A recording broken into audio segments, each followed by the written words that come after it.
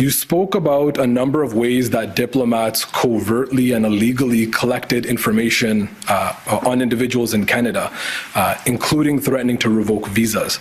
Some of the information that was collected by diplomats was also done by coercion, including threats of violence against family members in India, correct?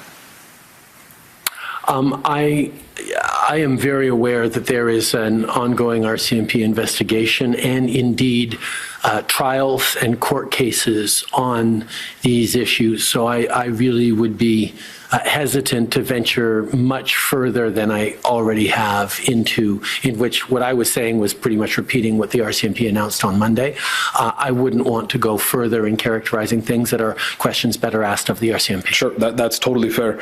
So the RCMP's press release and its comments at the press conference stated that organized crime was used to execute the violent activities to create a perception of an unsafe environment targeting the South Asian community in Canada. Do you recall that? Yes.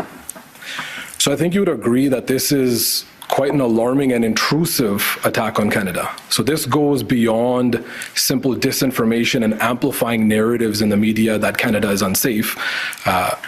These individuals and government officials actually orchestrated violence to make people feel unsafe and come to that conclusion. Is that fair? I'd actually say there seem to be two goals in this. One is, yes, to make Canadians, particularly South Asian Canadians, feel less safe here in their own country.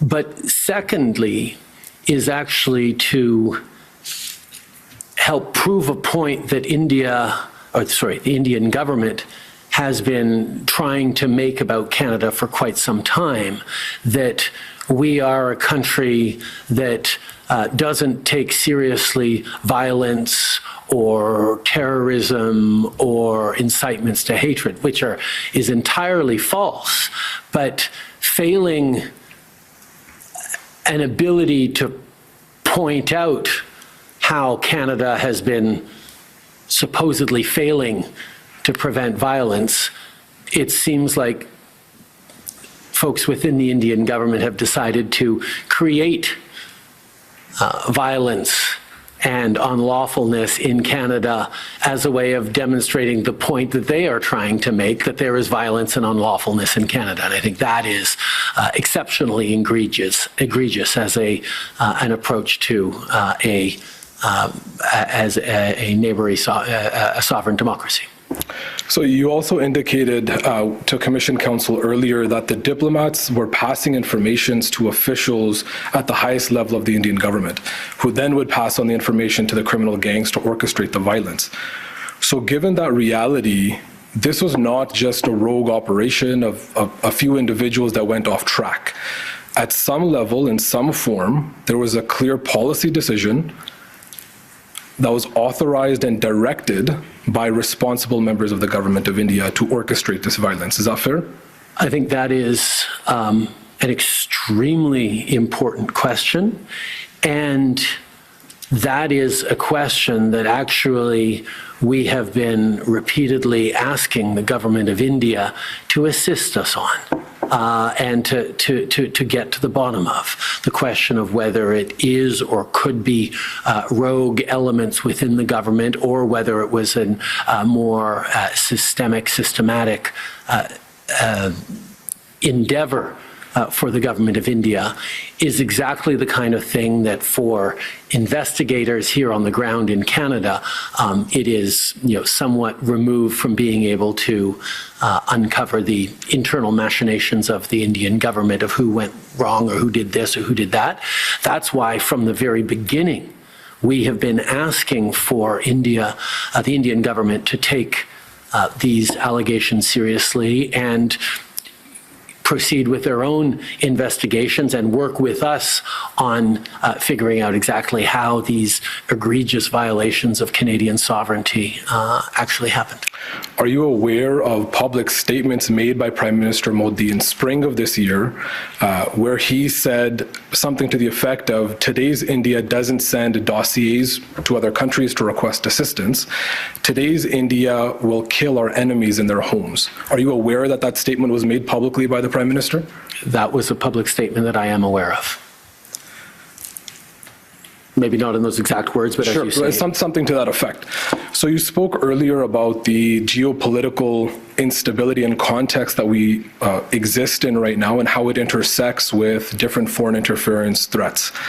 So I think you would agree that the Modi government's autocratic behavior in terms of these specific violent acts that have been carried out over the past year or two is a threat not only to Canada's sovereignty and institutions, but a very real threat to the international rules-based order itself. One of the reasons we have been so deeply engaged with our allies, particularly our Five Eyes allies of the United States, the UK, New Zealand, and Australia on this. We are a tight security partnership, us 5 countries, but also others, is because we are seeing right now around the world a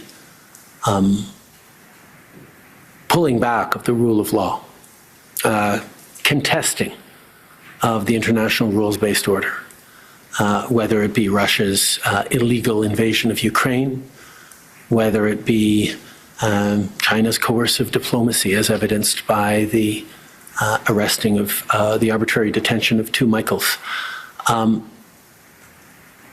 Ensuring that amongst our community of nations, particularly democracies, that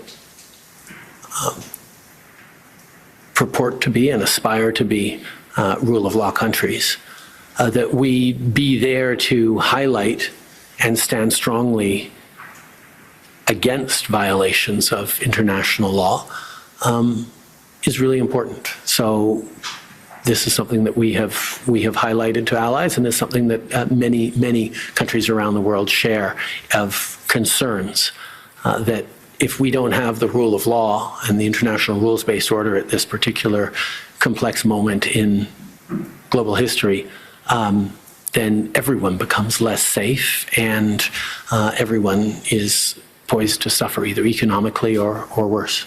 So that's a helpful kind of exposition on the rules-based order in general. The question was whether India's violent activities and attacks against Canada and Canadians, you would consider them a threat against the rules-based order and stability on the geopolitical stage, I think specifically with relation to these acts. I think I have been very clear that Canada, as a country of the rule of law, will always stand up for the rules-based order, regardless of whether it is the arbitrary detention of 2 Michaels by China or actions that that the RCMP highlighted earlier this week that involves India government engaging in facilitating violence in Canada against Canadians. This is something we will always take very seriously.